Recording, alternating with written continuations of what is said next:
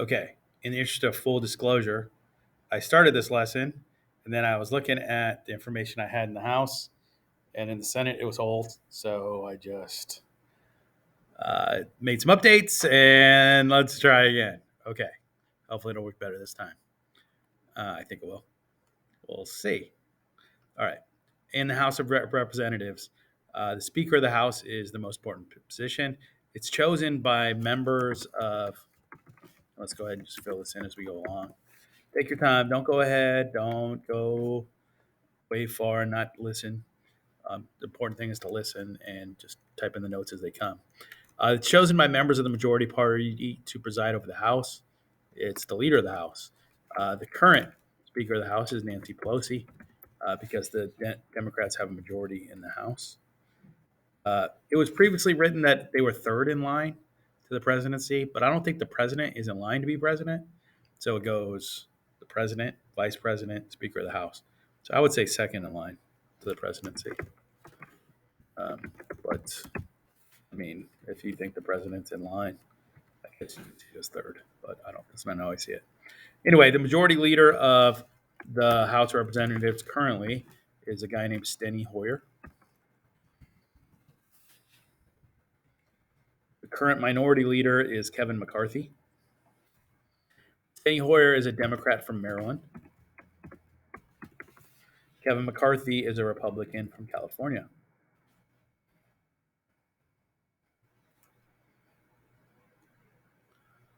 Oops, change that one. Let's change that one. Speaker Pelosi is pictured. Used to be Paul Ryan. Try to change this so you won't have to. All right, that looks good. Okay. In the Senate, the president of the Senate is the vice president. That's their job. They can vote only to break a tie. Currently, that is Kamala Harris. So go ahead and write vice in here and take care of all these notes for this one.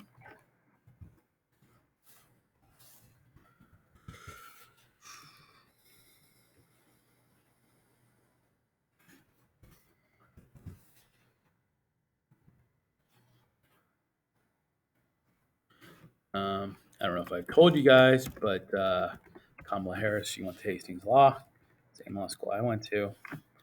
She went in the 80s. She was about a decade before me. But yeah, I think that's pretty cool. Okay, she serves in the president pro tem of the Senate serves in the vice president's absence. It's the majority party leader in the Senate. That would be currently a guy named Patrick Leahy. When the vice president isn't there, they take the vote if there's a tie. Usually along party lines, so there's no substantive difference. Big issue, though, the VP really does try to get there, though, and make the vote personally. The majority leader in the Senate currently is a guy named Charles Schumer.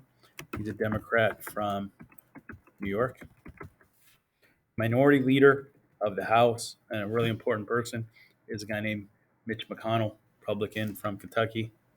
His position on Supreme Court confirmations has really turned that into a highly debated process. Other leaders in the House and Senate, you have what are known as floor leaders and whips. The floor leaders are the majority and minority leaders that were just mentioned above. So that would be Schumer and McConnell in the Senate, and it would be Hoyer and McCarthy in the House. Let's go ahead and write in floor.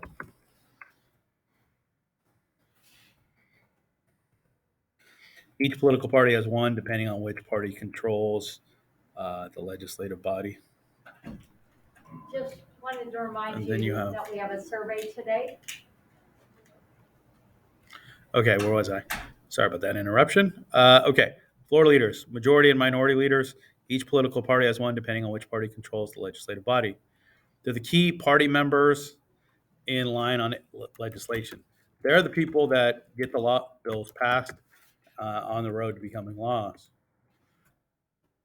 It tends to just really be strict party lines. It hasn't always been like that. A lot of times people would cross the aisle in the past, but now it's really been a lot more about um, following your party than anything. Yeah. Anyway, you also have a group called whips. These are the party vote getters. Each political party has several. It's a kind of a powerful position because you're controlling the people in your party, ideally, and leading them to vote in a collective, unified manner, if at all possible. They link leadership and members. But remember, these members of the House and Senate, they have multiple pressures. And because they're from different regions, their pressures can be different. There's both majority and minority whips. So whether it's the leading or opposing party, they try to really get the votes going in one direction or another. I'm going to go for 2 more minutes and then we'll pause. Committees. These small groups handle most of the work in Congress. They study bills and refer or deny them to full vote in each house. Chairmen are chosen by the majority party. The best positions are given according to seniority or length of service. And it's highly debated which one is the best committee to work in. But generally, if you control the money, um, you become super popular because people need money and they love money from the government. Uh, so, yeah. And again, the chairman's chosen for the committee from the majority party. So currently, the committee chairmen are Democrats, but it shifts. The Democrats have a slight majority in both the House and the Senate. Length of service. And seniority is very important, so you make sure you get the best positions in Congress. So the incumbents have even more power. Right. Let's go to one more and then we'll call it. The types of committees. Here's the general types of committees. You got standing committees. These are ones that are always ongoing. These are groups that consider legislation. There's 20 in the House. There's 17 in the Senate. They're permanent. That's what it means by standing. Then you got select committees. These tend to be short term for some specific reason.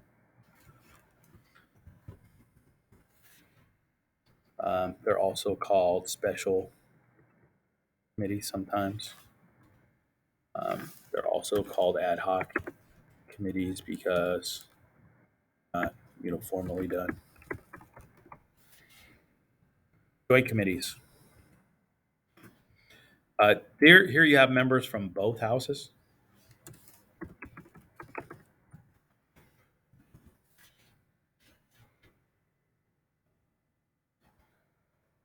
And you have conference committees.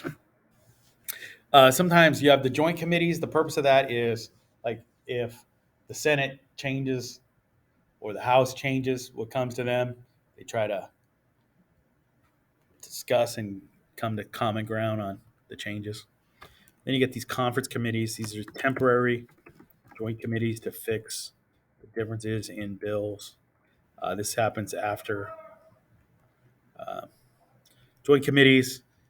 Well, okay, so joint committees are ones that are serving for the same kind of task. It might be judiciary, but the conference committees, they're trying to resolve differences in um, bills, and that way they're not getting two different bills signed off in both houses. Trying to fix the differences. Sometimes it works well, sometimes not so well. I'm gonna go ahead and pause here and get first period started. I might come back to it soon. I might come back to it later. I'll let you know when I continue. But there's not that much more to go. Probably like halfway with this chunk of notes. Okay, thanks to first period for letting me record during their SSR time. All right, standing committees. These ones are all permanent. Anyone can assist Brittany's issue. I think it would be nice. All right, where was that? House examples. There's all kinds of House standing committees. The first one's agriculture appropriations. This is generally about taxes, armed services, budget, judiciary, rules, Veterans Affairs, Ways and Means, also taxes. Ways and Means uh, tends to be one that's super popular because House members are really concerned with taxes. Um, Senate. Senate also has agriculture, but they have nutrition and forestry uh, as part of that committee too. Appropriations, that's the big one. That's the one everyone wants to be on. It's like everyone in the House wants to be on Ways and Means. Foreign relations is popular too. Banking, housing and urban affairs, Indian affairs, rules and administration. Those ones aren't as popular. How a bill becomes a law. So as you see, there's all kinds of committees. I think I'm gonna show you a video at the end to show you some of the committee issues. All right, let's go to the next one. How a bill becomes a law. First thing is the bill gets introduced in the House, meaning someone proposes it, someone submits it. It's then referred to one of the standing committees for changes, examination, review.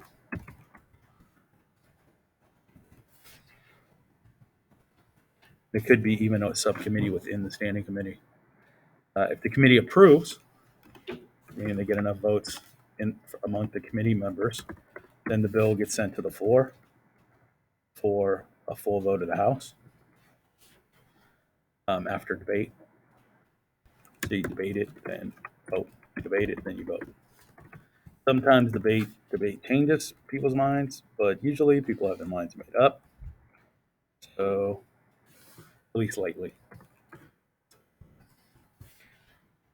If the bill passes this step, then it goes to the other congressional branch, the Senate, where the bill is introduced, being approved from the House. The bill is then referred to a standing committee, and then sometimes to a subcommittee within that. Once approved, then it comes to the Senate for debate and vote.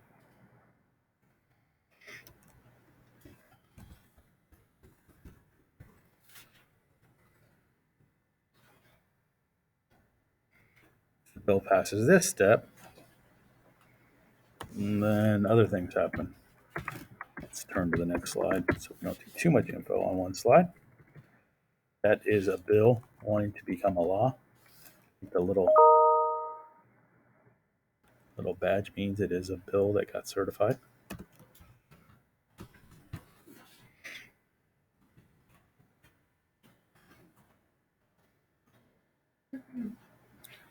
Okay. So after it passes one of either the House or the Senate, then it goes to what's known as a conference committee, where the opposing, the House or the Senate, wherever is going to, tries to work things out on the differences. And then sometimes the bill stays the way it is, or sometimes it gets changed, or quote fixed, resolved as needed. So close enough, usually they just leave it as is, but if there's really adamant opinion, I think it's changed, then it's got to go back through the whole process again. And then you need to get approval by majority vote in both houses on the identical bill, not two different versions. Because basically you got to get through both identical at some point. And sometimes it's not on the first try that it's identical.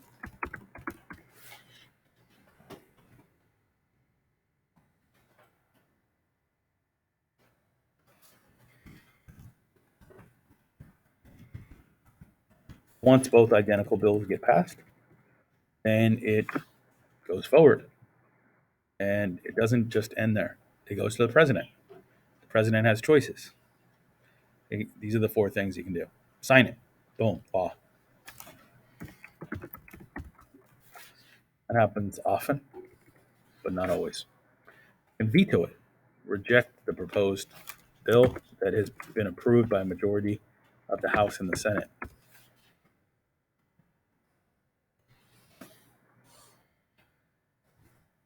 And then it goes back to both branches for potential override veto. If they get 2/3, it can override the veto, or it can just die. It just ends right there.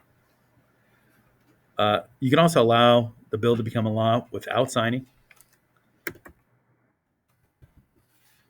if no decision is made in 10 days.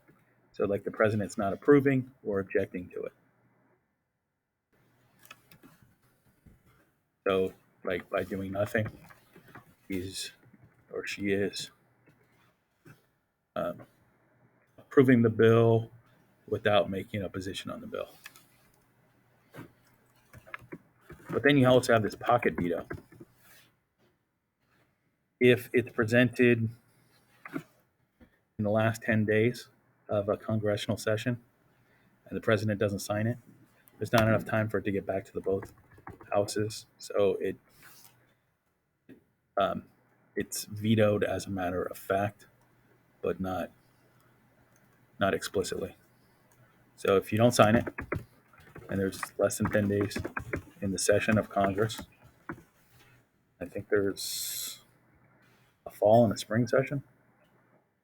I don't know if it's one every season, but if the session expires in less than 10 days, you can have what's known as pocket veto. Bill does not become law, even if it got approved. But this is a little rare because it has to be in that 10-day window. It happens. Let's look at the visuals. Hee. That tickles as the president signs it. Okay. Special Senate rules. Sometimes when senators are opposed to a law, they will employ a tactic called filibuster. And they'll just keep talking to try to stall. Often happens near the end of the term. So the vote doesn't go forward. They'll just talk and talk and talk and talk and talk and talk. Sometimes it's used as a threat, but sometimes it really happens. There's also a thing called a cloture rule, or if they can get 60% of the Senate, which would be 60 people if everyone showed up. Once they pass a cloture, then the floor debate gets limited and filibuster is closed. This was added in 1917 to curb filibusters because it was just getting crazy. All right, here's some notable filibuster things. Senator Huey Long spoke for more than 15 hours in 1935. 15 hours. He stalled by reading from the Washington Telephone Directory and giving his colleagues his recipes for pot liquor. I don't know what that is. What the heck's a pot liquor? Cornbread. I've heard of that. And turnip greens. Yum, I guess. I don't know. Took a trip to the South, and one of the first days they served pulled pork. And that was fine, but then they served it 3 or 4 more times on our 10-day trip, and being from California, wasn't too big on that much pulled pork. It was just, it was weird. Anyway, 1947, Glenn Taylor, a Democrat from Idaho, used more than 8 hours of floor time talking about his children, Wall Street, baptism, and also fishing. In 2013, a Republican from Kentucky, Rand Paul, spoke for 13 hours. In the same year, Ted Cruz, Republican from Texas, recited Dr. Seuss and talked about Star Wars for 21 hours. I got to get into that. But the record setter is a guy named Strom Thurmond, Democrat from South Carolina. He spoke for 24 hours and 18 minutes in a row against the Civil Rights Act of 1957, which the Dixiecrats opposed, such as itself. Finally, you should know that most bills do not become laws, but are stopped in committee. Only 4% of proposed laws end up becoming bills. 4%. 96% fail. Bills may be pigeonholed or set aside and ignored. And that you got to have some clout in the committee to kind of keep them going. A discharge position can force a bill out of a committee. Bills may have additional provisions attached called riders. Sometimes they put the riders in to make sure the bill fails. Sometimes they put the riders in because they want what's added. Watch your language. I'm recording here. Acknowledge my words, Nathan. Watch your language. A resolution may be passed by either house, but it has no force of law. It has to be identical. Sometimes they'll just make a statement. I'm not happy with this, not happy with that. That's a resolution. A joint resolution is passed like a law and requires presidential approval.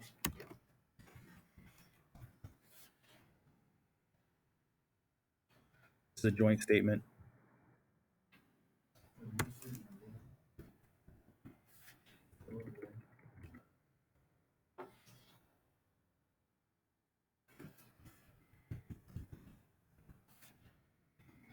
And to conduct any business, you have to have a quorum. A minimum number of senators, congressmen must show up to have business. All right. Go ahead and complete the quiz on your own. I'm going to talk you through it, but first period starting. So peace. Peace, peace, peace.